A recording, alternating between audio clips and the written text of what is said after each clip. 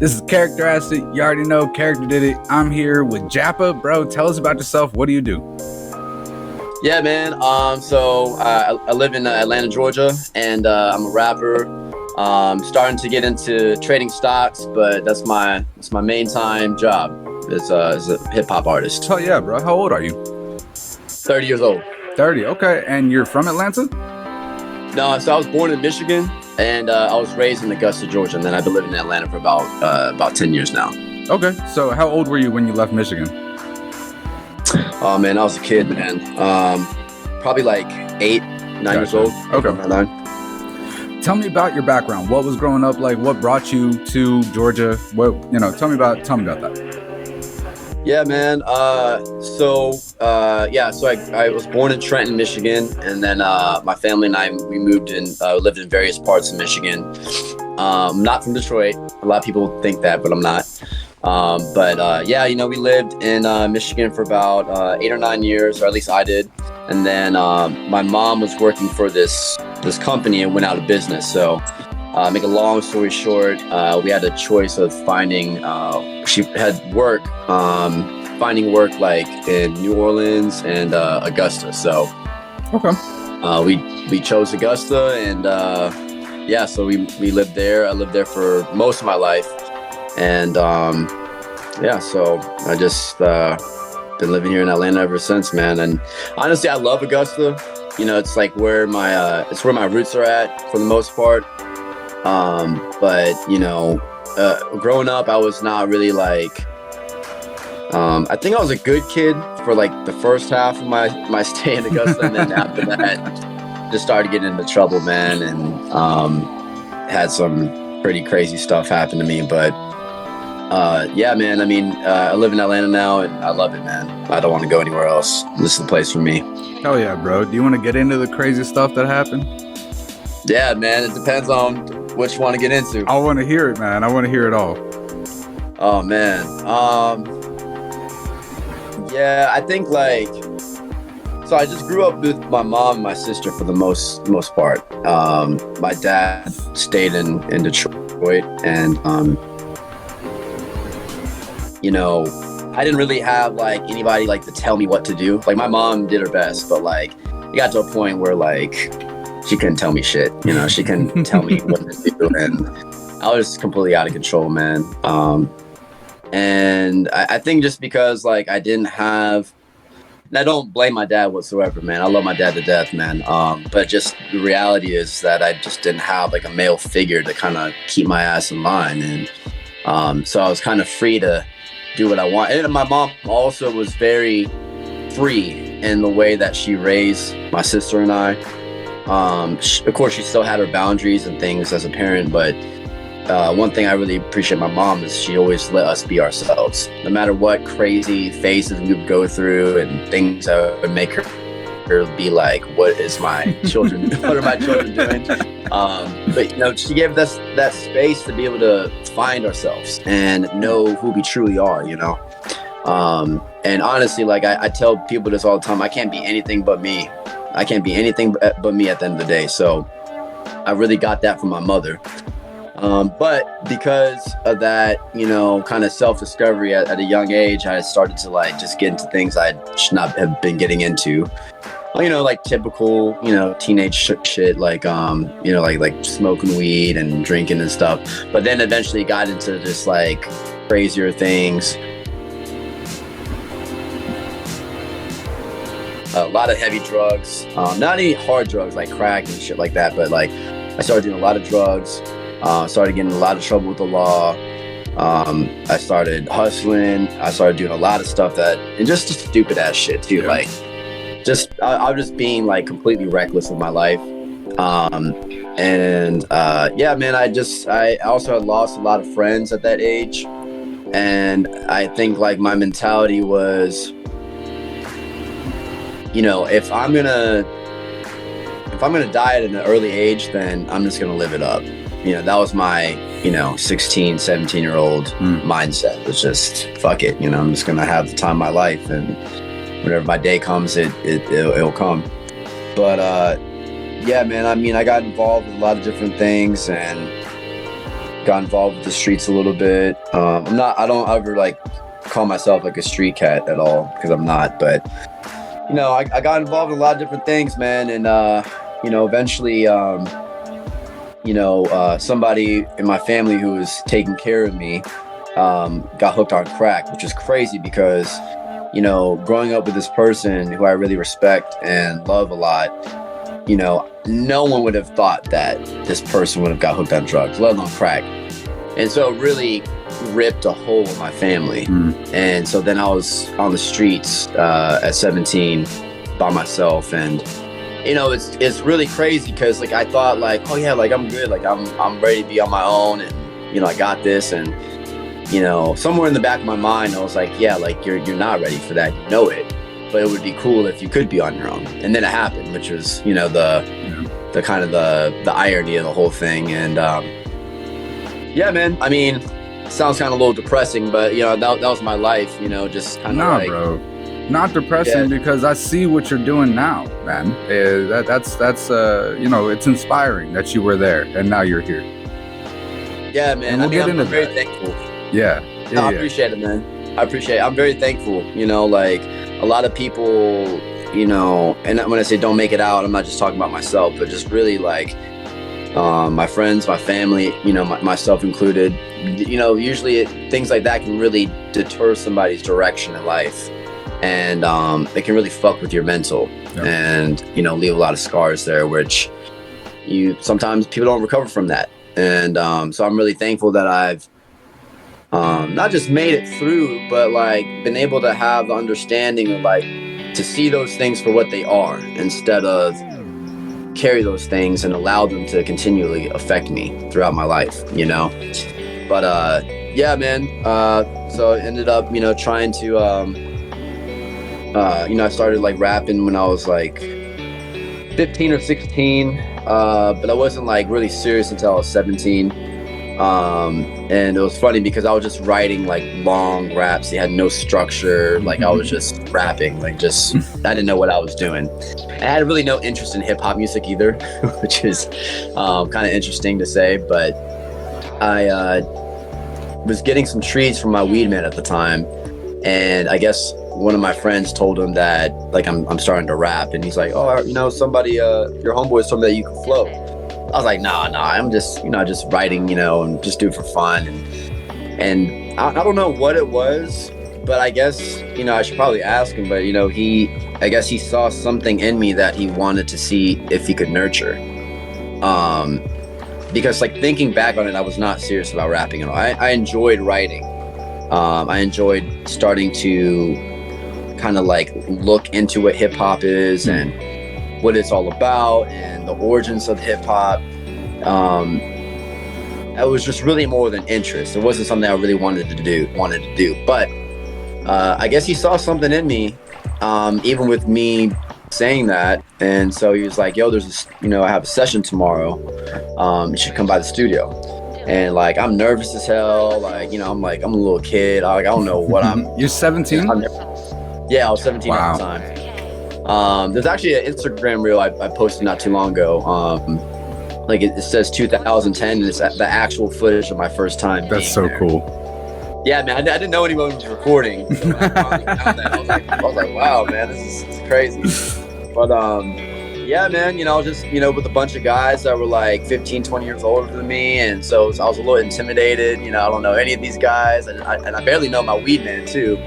But, it was just an experience that I'll never forget, man. I remember they asked me to rap on the spot and kind of asked me like what direction I want to go. And it was, I can't remember what I said, but I know it was probably very amateur, response. Until now, I had, up until that moment, I didn't really have any intentions in, really actually doing it.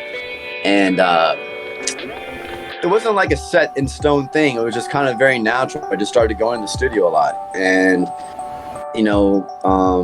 shout out to P-Ro, shout out to Freedom, shout out to Funk. Those guys, specifically Freedom and Funk, they really like nurtured me as an MC. I'll call myself a rapper to people just so like they understand it, because like hardly anyone says the word MC. But I do consider myself an MC. I do not consider myself a rapper. I do feel like, you know, if you want to get technical, which I will, but if you want to get technical, like there is a difference. So I really take pride in being an MC, and that really comes from them, like really keeping it hip hop, you know, not like being a trendsetter or following trends, like really keeping it super hip hop to the core, always keeping it, you know, having that culture intact, you know, and it's something I really feel strongly about. It's something I represent in my music and the way that I live. And that's what they taught me, you know, they really taught me like this hip hop thing is not just music, you know, it really is a culture. It's a way of life. And a lot of people don't get that these days. And you know, I really want to like express that, you know, through my music, and so people understand that. But yeah, so I started rapping, I started to record, I started to perform every now and then. And yeah, man, I just fell in love with it. And the more that I would write and the more that I would perform, the more that I would learn and like study hip hop, study my favorite artists, I would come to see that, like, man, this is for me. Like, this is like what I was meant to do, for sure. Like, you know, I have a lot of interest in things, and I have a lot of endeavors that I definitely want to pursue and plan to pursue later in life. But, you know, rapping, hip hop will always be something that is so close to my heart, and it's always going to be something that, I mean, I'll be 50, 60 years old and still be rapping, you know, still be performing if my body allows me to do that. You know, I'll feel you. Just 'cause, yeah, it's just fun, man. And it's like, you get like this sense of relief, satisfaction, especially when the crowd is feeling you. Like when you're commanding the crowd and everyone's like in sync with what you're doing, it's an incredible feeling, man. It's like you're having you're having a dialogue, but you're the only one talking. Hell yeah, bro. It's really amazing. You get to speak, but they like the audience speaks to you with how they react. You know, whether it's a hand gesture or they're smiling and dancing, or they're recording you, like whatever. Like, you know, it's a really amazing feeling, and that's what I always try to do when I perform, is, you know, really like kind of have this dialogue with the audience, because a lot of times I'm not going to be able to talk to every single person in the venue or in the club all at once, and this is kind of like my only chance to do that. Facts, bro. Facts. And I mean, look, I was looking at your page, and you got a lot going on right now. A lot going on. You're on a, you know, you're performing all the time. How did that happen? Yeah, I mean, you know, I think living in Atlanta definitely has a lot of benefit, and that's kind of speaks to your question. That's pretty much the reason why I'm able to do it, because everybody raps here, you know. I mean, just in the world in general, but like especially here, you know, everyone raps, everyone sings, everyone does anything to do with entertainment. In Atlanta, you know, one of the things I love about Atlanta is that it's full of hustlers and full of people are full of ambition, and you know, they're not afraid to put their ideas out there, no matter how stupid it may seem to somebody. And I love that. So, you know, there's a lot of opportunities to perform, and so I usually just try to take advantage of those opportunities. I don't usually like to go to the same spots all the time, or go to the same type of shows all the time, because you know, there's always somewhere else that, you know, you can kind of like expand your reach to. So right, there's different people that go. There's regulars at every place that you can perform at, and you want to perform in many of those places because you're going to connect with those regulars. Exactly. What has been your biggest accomplishments? Man, my biggest accomplishments, man. You know, when you ask that question, like, it's kind of like a strength and a weakness of mine. Is I don't discredit myself, but I also feel like I'm also never satisfied. It's a weakness and a strength for sure. I was actually just talking to somebody about this last night. So I'm not really sure like exactly how to answer that question, because it's like what I know that I'm doing, I know what I'm more capable of, you know. But to answer the question, I would say my biggest accomplishments is that I got a shout out from REDMAN 3 years ago. What? And yeah. What? It's on my Instagram. Hell yeah, bro. Tell me about that. How that happened. What? That's crazy. Yeah, man. Yeah, shout out to REDMAN, man. So I kind of taken a break, not really from rapping, but like I kind of just wanted to like really just find out like what I want to do with my life, and if I'm gonna be pursuing rap, and I'm gonna be pursuing a career as a hip hop artist, that like I gotta make sure I'm like super serious. So I kind of like I went on a spiritual journey for a good 8 years, and then decided I saw somebody on TV, and it was during the pandemic.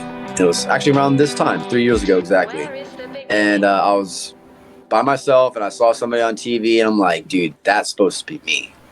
Yeah, and I had never felt that way more strongly ever in my life until I saw that. And I was like, if I'm going to do this, it's got to be now.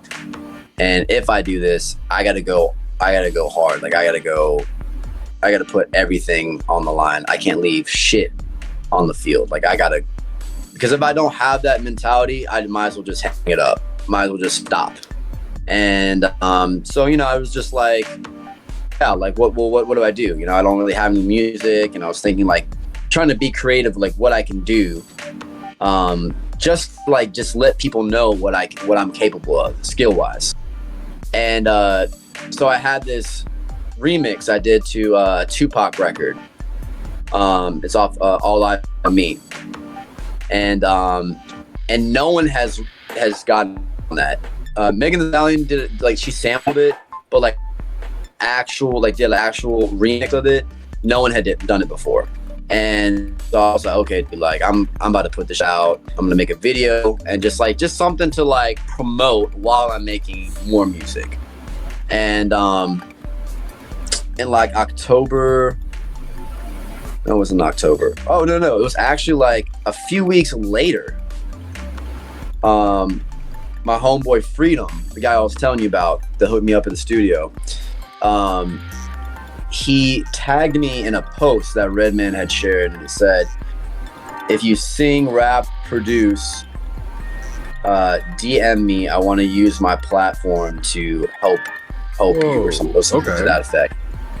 And of course, like I hopped on it. I sent him a message, but I'm not thinking he's gonna respond, right.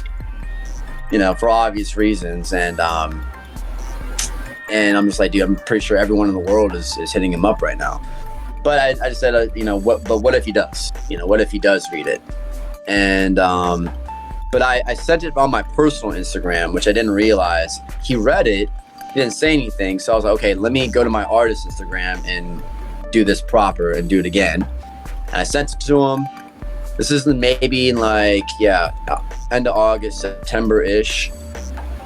September, October, November, December. So it's like 4 months later. On the week, like we're talking about 4 or 5 days away from me dropping the video, he reaches back out to me.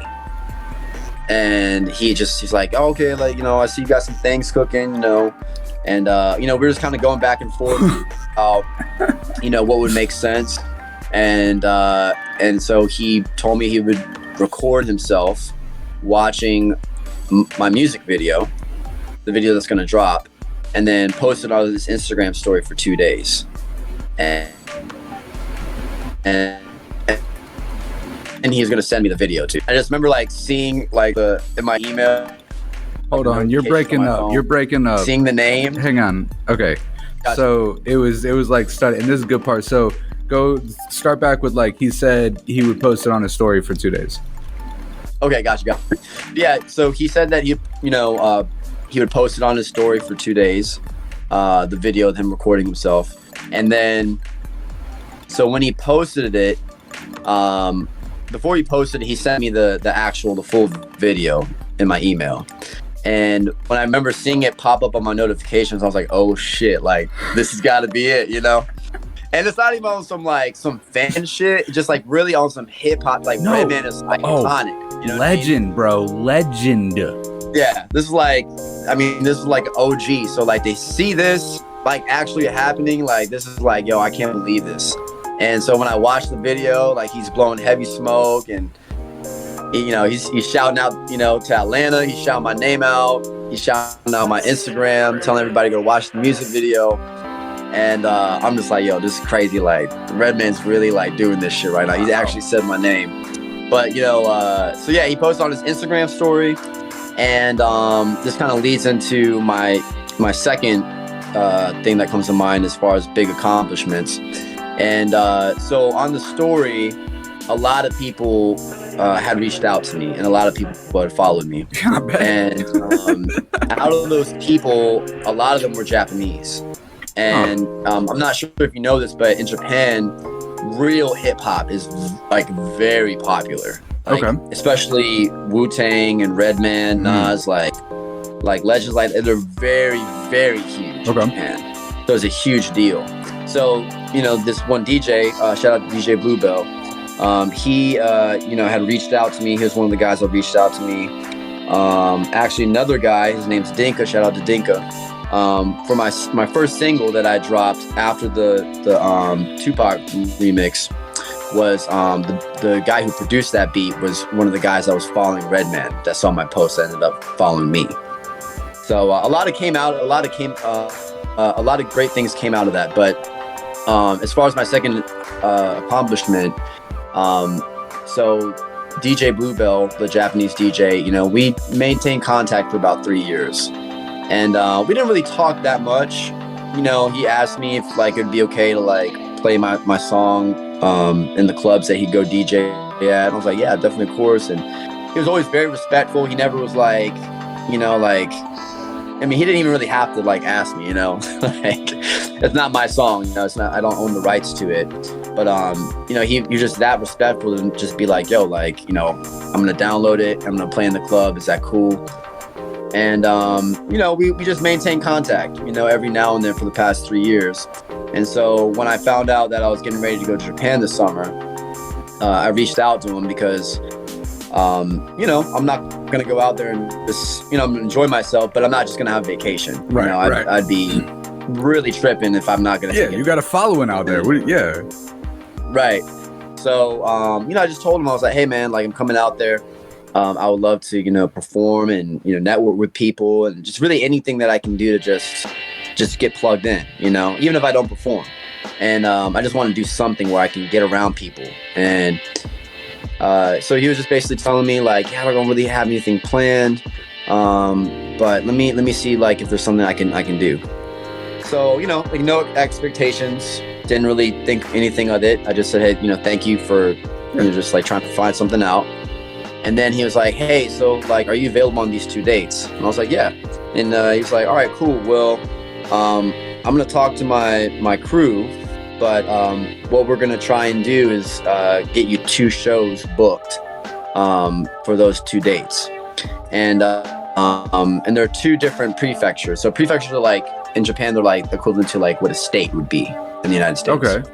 So it's like in 2 different states basically, and so I was like, oh, cool, like I appreciate it, man. And so like he was asking me for like promo pictures and stuff like that, and I didn't think anything of it. And so the flyers come out and it's got my face on it, and like I'm headlining the show, and I'm like wow, like because I just wasn't like thinking it was gonna be. I thought I'm just perform, you know what I mean? I'm not trying to like have my face on the flyer or anything. I just wanted like just network with people. And I didn't realize until he kind of broke it down to me. He was like, your REDMAN stamp of approval really is a huge deal. And, and a lot of people had told me also, it's like with me being half Japanese and living in Atlanta, it's a big deal. Unique.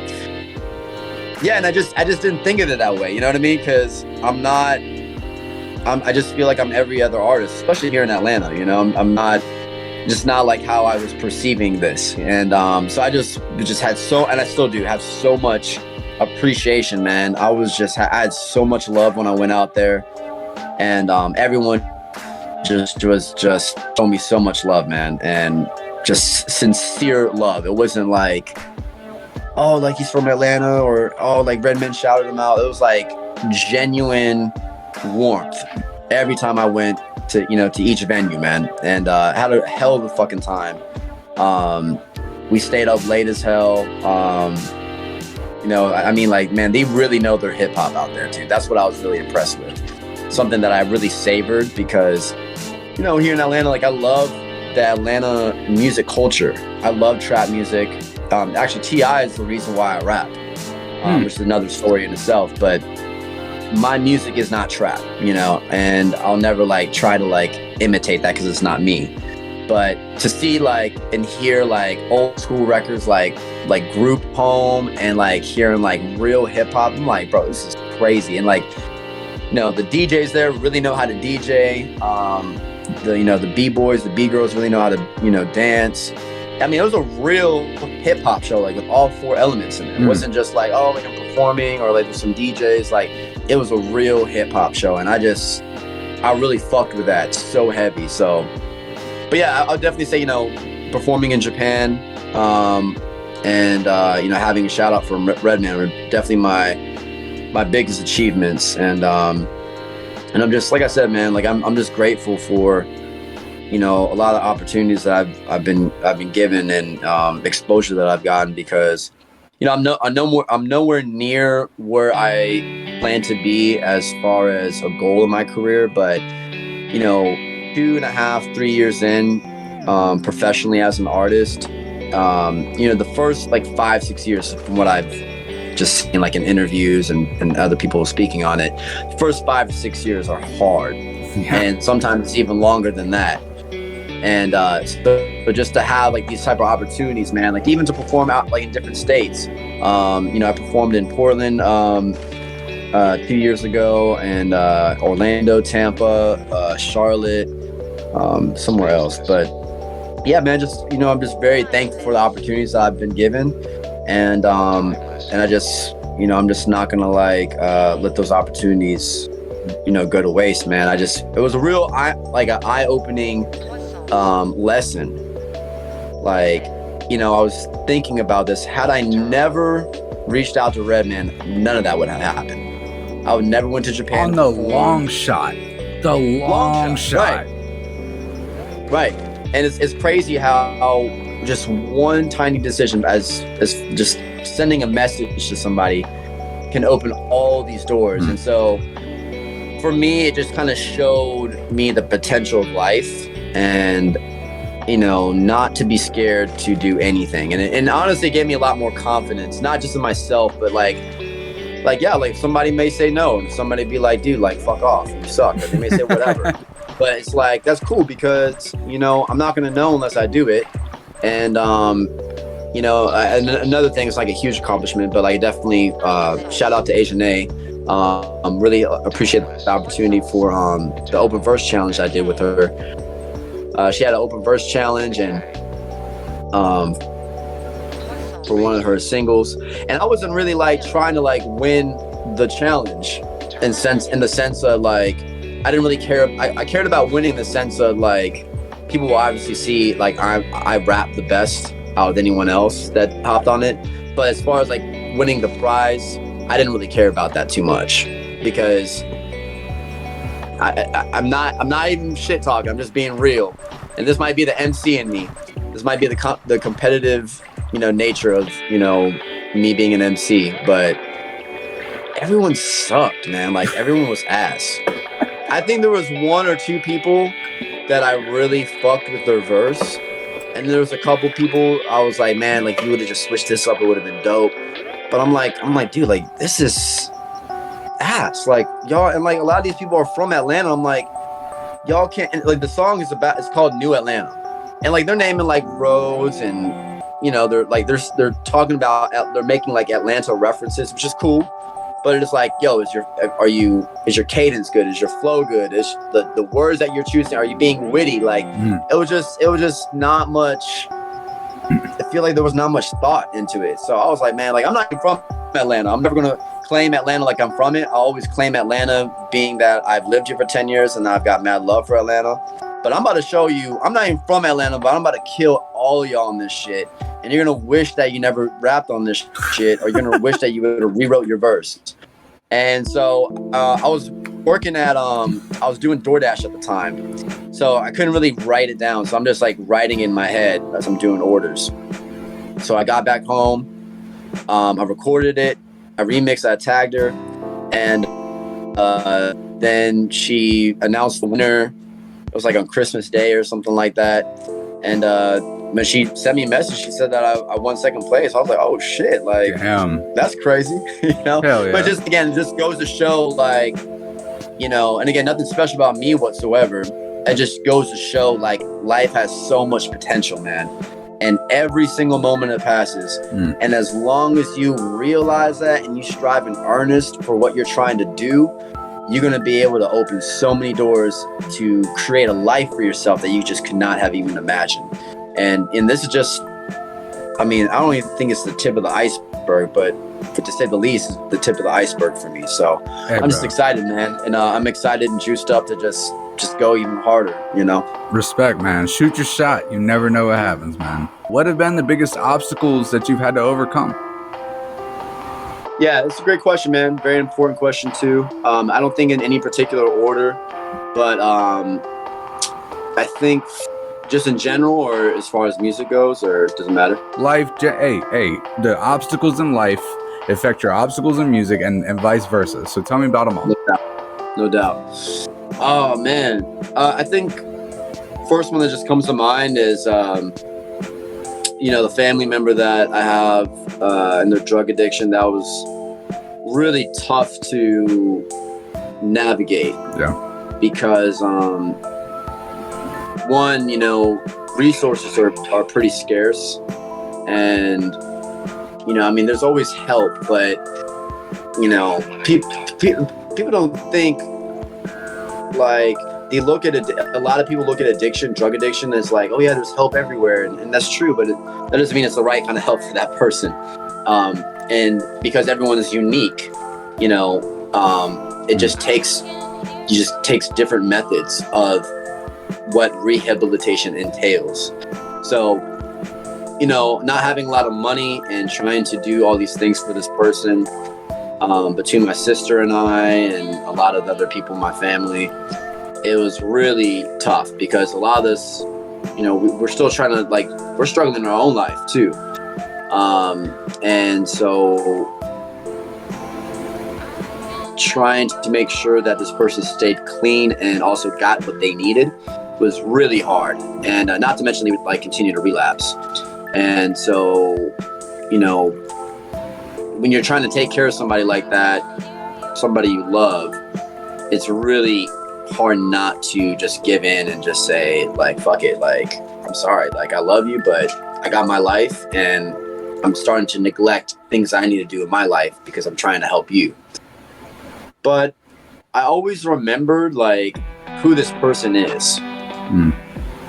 Like, I love this person, you know, a lot. And I also know that this person, this is not the real, right? You know, this is not them. This is them with the disease. Exactly. Point blank, period. And I knew that that person's still in there, but they're not in control. And that's why family, friends, real family exist. That's how I truly believe that. It may just be my opinion, but I truly feel that is the reason why real family and real friends exist. Because when you're tripping and you don't know it, you need somebody to tell you. You're tripping. Yeah, you need somebody to tell you. And you know, so you know, I think to, like, nutshell it, that was one of the things. And this person's been clean for over 2.5 years now. So I'm really, really proud. Hey, that's good. I'm really glad that story ended like that, for real. Yeah, man. I mean, of course, like too, like there's always the possibility of relapsing, which I'm not going to be naive to. But I feel like I've had this person, like the person I never thought I'd get back. Like I feel like they're back. And more than they've ever been before, even before they started using. So it really gave me, again, like a perspective on life that if you just continue, like, and you're earnest and you're sincere and you're like willing to like hell over high water, like I will not let my family suffer. Like victory was going to be on the other side. And it just takes one person, with that type of determination. But so that would be one. And I think the second one would be, I think just faith in general, man. I've been practicing this year in November, make 10 years that I've been practicing Buddhism on my own. I was born into a family that practices Buddhism. Nichiren Daishonin's Buddhism specifically, with the SGI. And I've been practicing on my own for 10 years. And one thing I realized, I was not really interested in religion growing up. And I also thought it was quite pointless to have any type of religion. But once I found myself in trouble, I started getting pretty religious. And, that led me to really just living a life that I don't think a lot of people are able to live. And I don't say that like in an arrogant way.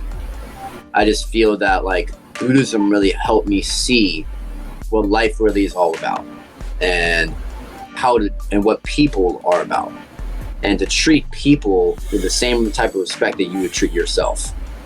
And it just taught me how to be a fucking human being, man. That's just the best way I can explain it. To be a real human being brimming with hope and joy and enjoying life regardless of what is going on. There's I wouldn't say it's a philosophy, but in the Lotus Sutra, which is like the basis of Nichiren Daishonin's Buddhism, is the Lotus Sutra. It basically is it's a symbolic thing. The lotus flower is because the reason why it's symbolic in Buddhism is because it grows and blossoms from murky, muddy water. It's kind of a lot like the rose that grew from concrete, for what Tupac says. Similar analogy. And it's a lot of people don't have hope. A lot of people are suffering in this world, but it's because they don't truly believe, and at the core, on a fundamental level, that things will get better, and that they have everything that they need within inside their own life to bring it out. You don't need something or someone to bring it to them. You don't need to wait for it. They can instantly tap into it and get it generating right now. It's like a power source. And so it took me 10 years to really not just theoretically understand that, but in the depths of my life, understanding what that means. Enough so to put them into practice. Exactly. And faith is such a key component to living a truly happy life, I believe. Because if there's no faith, like when things are going good, it's super easy to just, skipping down the road, singing songs. But if you're going through a rough time and you even get to the point of desperation where you don't want to live anymore, then what? And that's like, it's like crucial moments is where people decide, okay, I either do this or I do this. And a lot of the times it's not the best decision because they're thinking with the mind of an emotional person and not the mind of wisdom. And again, that's one of the benefits of practicing Buddhism is that you're able to polish your mirror, so to speak. So instead of like getting swayed back and forth by the things that are happening, you know, in our environment, by somebody with something that happens, or someone says something, or even the things that are in our own heart. And really, honestly, that's what it is at the end of the day. It's like, how are we dealing with it inside? And so Buddhism allows each and every person, regardless of who they are, to be able to have that come forth to the surface of their life. So as far as my career, you know, it's one thing moving up here, and one thing that's always been, I don't even say moving up here, but definitely moving up here. Something I have just a crazy financial karma, man, and it's all sorts of different financial karma. But you know, one thing I would realize is like, man, like I need money to be able to promote myself. I need to get in the studio, you know, like I don't have anybody giving me money. I'm not like out in the streets, you know, selling shit. You know, I don't have like a bunch of businesses, you know, I don't got a lot of money. Or it'll be like, oh man, like I'm good at this. And then it's like, oh, like, no, I think I'm good at this. Does it sound good? Then it's like, no, I suck at this. And they're like, no, I'm not going to be good enough. So it's like this back and forth thing with confidence in myself, or, you know, why is everyone else, you know, able to live their dreams and I'm not, you know, if I only had this, if I only had that. But everything that's happened in my life, bro, has really culminated to this moment, you know, even this moment right here that you and I are talking. It's not like didn't just happen by chance. It's something that was already set and it was part of the plan. And so I always try to when I look back at my life, everything has allowed me to do the things that I've done and to become the person I am. And I also think too, had I had all these things that I've wanted in life, and if they were given to me, I mean, it's kind of hard for me to like even admit it, but like just being straight up, like I probably would not be ready for it in different ways. It, you know, might look like a blessing, but in actuality, it's something that's gonna probably fuck me up because I'm not ready for it. Yep. You know, one of my favorite, you know, he's not my life mentor, but he is one of my mentors that I look up to. His name's Eric Thomas, E.T. the Hip Hop Preacher. Incredible guy, man. If you don't know who he is, definitely check him out. Very, very inspiring, motivational. But he said something that I will always remember, even when I become an A-list artist, is that your character will take you places. No. Your talent will take you places that your character can't keep you. And when he said that, I'm like, oh shit. Like I got a lot of fixing that I got to do in here. And before I get to that, I got to fix that. Because it's, you know, once you blow up, you don't got time. You don't got time to address it. Like you got to address it now. Yep. And R. Kelly is a great example. Like I don't know R. Kelly. I got a lot of respect for R. Kelly. He's the king of R&B. Again, I don't know him personally, so I don't really have a lot of grounds to speak on his situation. But from what I've seen in different interviews, things he talked about in his childhood, that he's brought up numerous times, it seemed like he had a lot of shit, you know, in his heart.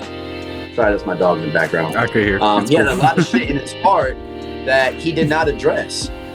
And then on top of that, you became R. Kelly, the king of R&B. You got women all around you. You got the whole world in your hands, you know? So it's like when you haven't addressed and fixed things in your life, and then you're open and vulnerable to anything in the world, if your mind and your heart's if it's not fixated in the right way, then it's going to be easy to be swayed by all the things that are happening. And so it's kind of going back to what I was telling you about with Buddhism. That's why it's so beneficial to myself and what I've seen it do for other people's lives, because you know you won't be caught up in you won't get lost in the sauce, you know. So I would say those two things, man, just having like really understanding what faith is and maintaining faith, and my family member. But I think honestly it just really revolves around faith, to be honest. Without faith, life is going to be really hard. It's going to be miserable, you know, if somebody doesn't have faith. And you know, I'm not like a master at it by any means. I struggle with it, you know, every day. But it's this, this thing in life where, as long as we have belief and hope, it even if it only takes us a foot or two ahead, that's all we need. Absolutely, man. And everything can play out, afterwards. Hell yeah, bro. And there's a couple things that I want to talk to you about after the interview, and that's one of them, but just remind me before we get off. But sure. Tell me, what does success in life look like to you? I think success to me looks like living your best life, no matter what that is supposed to look like. If you're happy, like truly happy, we're not even having to guess one time, and if you're truly happy, that's what I call success. Being and being fulfilled, but I guess that would revolve around being happy as well, or contribute to that. What do you need to be happy? Well, I think for me, I need to understand and always work on understanding that happiness is a part of who I am, just as any other person. It's not unique to me at all. But if I choose to be happy, I will be happy. And it's simple, not easy though. I feel you, man. I feel you for real. If you could go back and tell your younger self anything, what would it be? Quit fucking up. No, I'd probably just, if my younger self, man, like 15, 14 years old, I'd probably say just, don't forget your purpose in life. Yeah, I would probably say that because, What's your purpose? What's my purpose? Ultimately, is to help other people. Because I know where I'm going with my life, regardless of how confusing it will or may be in the future, regardless of the twists and turns, the things that will happen.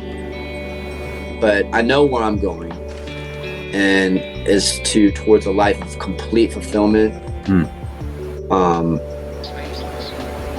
Irrepressible joy and happiness. But I can be happy all day until my last breath. But I truly feel, and this is something also that I learned, and it's, nothing like I'm making up, it's just something I've learned from life and my practice, is that if there are other people that are not happy, people can't actually like really say like they're happy. Because dude, if